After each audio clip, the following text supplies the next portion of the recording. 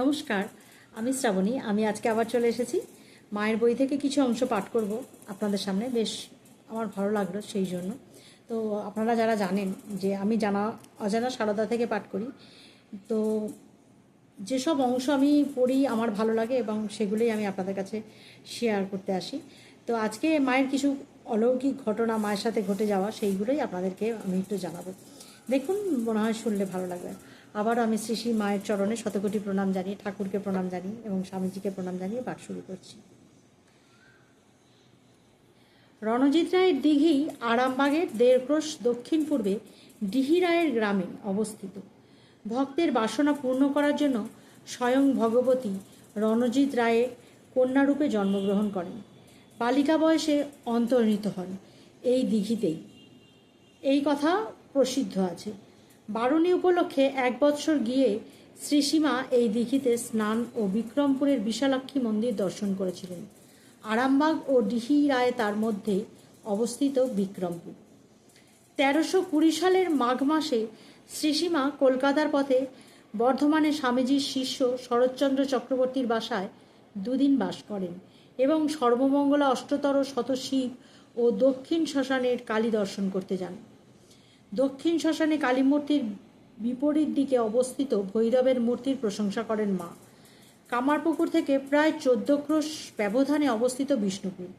বিষ্ণুপুরের রাজাদের প্রতিষ্ঠিত বহু দেবালয় সংস্কারের অভাবে শ্রীহীন হয়েও আজও বাংলার স্থাপত্য শিল্পে গৌরব ঘোষণা করছে। একবার বিষ্ণুপুর হয়ে যাওয়ার সময় শ্রীসীমা এখানে লাল বাঁধের ধারে সর্বমঙ্গলা মন্দির প্রাঙ্গণে বসেছিলেন এবং বলেছিলেন, আজ সত্যি হলো তো ঠাকুরের কথা।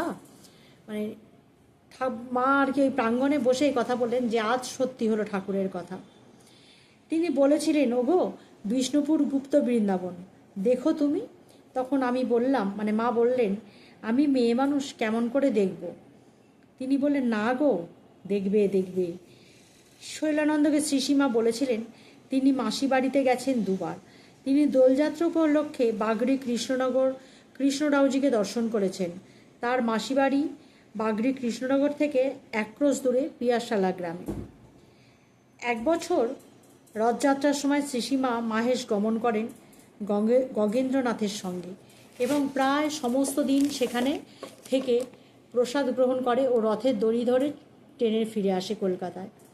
ওই দিন রাধু ও নিতাইবাবুর মা মোটর গাড়িতে এবং যোগীন মা প্রভৃতি স্ত্রী ভক্তরা মাহেশ গেছিলেন নৌকা যোগে। মানে কলকাতাতে থেকে মাহেশ এসেছিলেন নৌকা যোগে। ওখানে রথ টানা হয়, জানেন যারা জানেন, যে পুরীর পরেই মাহেশে হচ্ছে বড় রথযাত্রা হয় আর কি, উৎসব।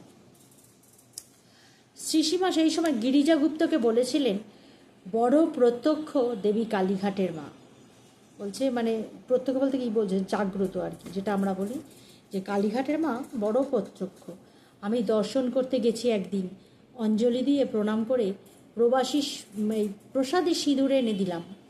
বাইরে এসে ভাবলাম অনেক সধবা মেয়ে আছে এখানে, একটু একটু করে দিয়ে দিই তাদের প্রসাদী সিঁদুর। অল্প ঘোমটা সামনে দিয়ে একটা মেয়ে দাঁড়িয়েছিলেন।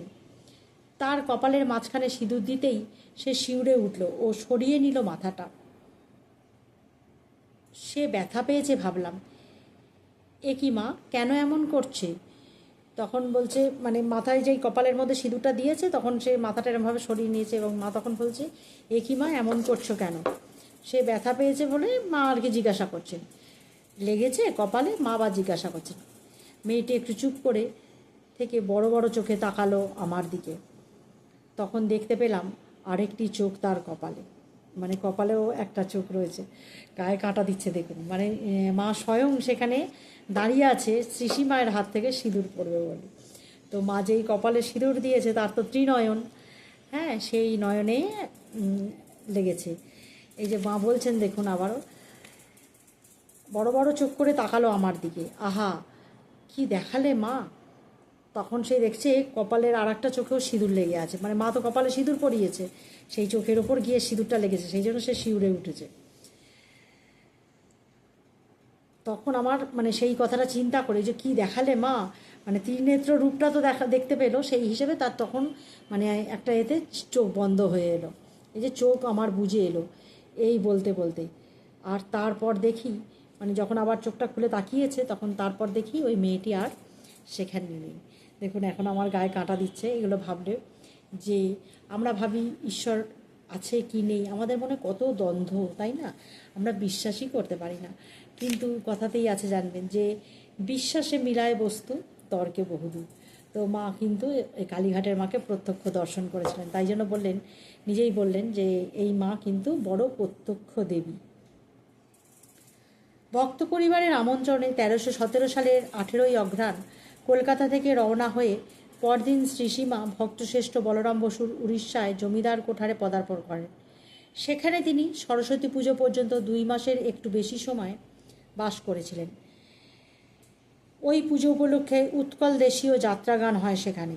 সেই যাত্রায় দুটি বালক শ্রী শ্রী রাধাকৃষ্ণ সেজে অপূর্ব নৃত্যকলা প্রদর্শন করেন। তা দেখে মা এতই মুগ্ধ হয়েছিলেন যে পরদিন রাতে সেই যাত্রার অনুষ্ঠান আবারও করতে হয়েছিল। মার আদেশে দ্বিতীয় দিন পুজো করে তৃতীয় দিন প্রতিমা বিসর্জন দেওয়া হলো। তৎকালীন কোঠারের পোস্টমাস্টার দেবেন্দ্র চট্টোপাধ্যায়ের অবস্থাচক্রে পড়ে অবলম্বন করেছিলেন খ্রিস্টধর্ম। সেই জন্য তিনি অনুতপ্ত ছিলেন ও নিজের ধর্ম ফিরে আসতে আগ্রহ হলে সেবকরা সকল কথা মাকে নিবেদন করলেন। মার অনুমতি নিয়ে দেবেনবাবু সরস্বতী পুজোর আগের দিন বলরাম বাবুদের গৃহদেবতা শ্রী শ্রী শ্যামাচাঁদ জিউর মন্দিরে সামনে প্রায়শ্চিত্ত করে কৃষ্ণলালা মহারাজের হাত থেকে গায়ত্রী সহ যজ্ঞোপবীত গ্রহণ করেন, মানে ওই পৈতা আর কি। মুণ্ডিত মস্তকে যজ্ঞোপবীত স্পন্ধে এসে প্রণাম করতেই মা নমস্কার করলেন তাকে এবং পরের দিন মন্ত্র দীক্ষিত করে প্রসাদ হিসেবে একখানা কাপড় দিলেন নিজের। সরস্বতী পুজোর পর শ্রীসীমা রামেশ্বর দর্শন মানসে যাত্রা করলেন। আশুতোষ মিত্র লিখেছিলেন, একদিন কোঠারে শ্রীসীমার সঙ্গে কথা বলার সময় দেখলাম অত্যন্ত ঝোঁক তার তীর্থ করবার। রামেশ্বরে যাওয়ার কথা উদযাপন করতেই বলে উঠলেন, বাবা ঠিক বলেছ, আমার শ্বশুরও গিয়েছিলেন আর সেখান থেকে নিয়ে এসেছিলেন রামশিলা। এখানে নিত্য পুজো হয় কামারপুকুরে, দেখেছ তো? আমি যাব। সুতরাং ঠিক হলো, স্বামী হীরানন্দ, আত্মানন্দ রাধুর মা ও রাধু, গোলাপ মা ও আমি সব মিলিয়ে 8 জন মার সঙ্গে যাব। বন্দোবস্তের জন্য মাদ্রাজের স্বামী রামকৃষ্ণনন্দকে লেখা হলো। মাদ্রাজ থেকে উত্তর এলে আমরা রওনা হলাম মাঘের শেষে। ভদ্রকে এসে পুরুষদের জন্য মধ্যম শ্রেণীর ও স্ত্রীলোকদের জন্য 2য় শ্রেণীর টিকিট কেটে যাত্রা করলাম মাদ্রাজ মেলে। বলরামবাবু উপযুক্ত পুত্র রামকৃষ্ণ বসু খুর্দা বোর পর্যন্ত আমাদের পৌঁছে দিয়ে চলে গেলেন পুরী। খুর্দা রোড পেরিয়ে অল্প দূর যেতেই দেখতে পেলাম প্রসিদ্ধ চিল্কা হ্রদ। সকালের ফুরফুরে হাওয়ায় বক রাতের অবসাদ ত্যাগ করে পাখা মেলে গা ঝাড়তে ঝাড়তে বিচরণ করছে হ্রদকূলে। হয়তো আর এক পংক্তি অদূর স্থিত ক্ষুদ্র পর্বত থেকে উঠে আসছে, আবার নীলকণ্ঠাদি পক্ষী নিশ্চয় নীল আকাশে উঠছে। সে এক অপূর্ব দৃশ্য। মা বালিকার মতো আনন্দে প্রকাশ করে ডেকে দেখাতে লাগলেন সকলকে। নীলকণ্ঠ পাখি দেখে হাত জোর করে প্রণাম করলেন। গাড়ি হুড়ুর শব্দে বেলা আন্দাজ 8টার সময় গঞ্জাম জেলার বহরমপুর স্টেশনে পৌঁছালো। এখানে কেলনার কোম্পানি বাঙালি ম্যানেজার অপেক্ষায় ছিলেন আমাদের। আমরা সেদিনের জন্য অতিথি হলাম এবং বিকেলবেলা কলা নারকেল ফল হাতে করে কয়েকজন মাদ্রাজি ও গঞ্জবাসী শ্রী মাতৃদেবীকে দর্শন করতে এলেন। পরদিন পুনরায় রওনা হলাম মাদ্রাজ মেলে। রাস্তার মধ্যে প্রসিদ্ধ স্বাস্থ্যবাস ওয়ালটেয়ার এসে পড়ল। অট্টালিকাসমূহ বুকে নিয়ে দণ্ডায়মান। ওয়ালটেয়ার পর্বত গাড়ি থেকে দেখা গেল একখানা ছবির মতো। এখানেও মা সানন্দে ছোট বালিকাটির মতো সকলকে ডেকে বললেন, দেখো দেখো, বাড়িগুলো পাহাড়ের গায়ে যেন ছবির মতো। আমার রাত্রে গাড়িতে থেকে পরদিন দুপুরে পৌঁছালাম মাদ্রাজে। 3খানি মোটর গাড়ি স্টেশনে নিয়ে স্বামী রামকৃষ্ণানন্দ ও কয়েকজন মাদ্রাজি ভক্ত অপেক্ষা করছিলেন। মা প্রথম মোটর গাড়ি চললেন এখানেই। আমরা মালাপুরে শ্রী রামকৃষ্ণ মঠের সামনে একখানি ভাড়াটিয়া গাড়িতে গিয়ে উঠলাম। প্রায় এক মাস থাকলাম মাদ্রাজে। শ্রী শ্রী মাতৃদেবীকে দর্শন করতে ভিড় হতে থাকলো মাদ্রাজি দর্শকদের। নারী বিদ্যালয়ের মহিলারা ও বালিকারা এলেন সেখানে। মহিলারা তামিল ভজন এবং বালিকারা শোনালেন বেহালা বাদ্য। মাকে নিয়ে আমরা সান্ধ্যসমীর সেবনে নিমিত্ত সমুদ্র তীরে যেতাম প্রায়ই। সেখানে বসার ও পদচারণ করার সুবন্দোবস্ত ছিল। প্রাচীন দুর্গটি দেখা হলো একদিন। ভারতের প্রথম ইংরেজদের দুর্গ ছিল এটাই। দুর্গ দেখতে গিয়ে মা প্রথম এই রিকশায় চললেন। সমুদ্র তটে অন্যদিন দেখলাম মৎস্যসাগর, তখনও সমাপ্ত হয়নি বাড়িটি। তাও তার মধ্যে নানা কর্ণ ও নানা আকারের সামুদ্রিক মৎস্য সংরক্ষিত হয়েছে। অপর দুদিন ট্রিপলিকেনে পার্থসারথী মন্দির দর্শন করা হলো। কতিপয় নরনারী মাদ্রাজের মন্ত্রদীক্ষা গ্রহণ করলেন শ্রীসীমার কাছে। এদের মধ্যে অমৃতানন্দ নামেও ব্রহ্মচারী ছিলেন আমেরিকার। আর এদের কেউ কেউ স্বপ্নে ঠাকুর ও মায়ের দর্শন লাভ করে এসেছিলেন।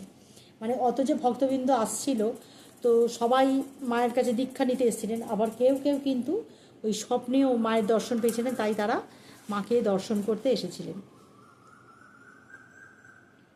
তো আজকে এ পর্যন্তই থাক, আবার অন্য একদিন অন্য একটু আলোচনা করব। তো আমার মায়ের এই গল্প বলবো না, কথা পড়তে পড়তে না আমি একটুখানি সেই তন্ময় হয়ে যাই মায়ের কথায়। যাই হোক, আমার খুব ভালো লাগে, আশা করি আপনাদেরও ভালো লাগবে। সকলে ভালো থাকবেন, সুস্থ থাকবেন, হাসি খুশিতে থাকবেন। আবার আসবো অন্য কোনো দিন অন্য কোনো পাঠ নিয়ে। চললাম আজকে পর্যন্ত।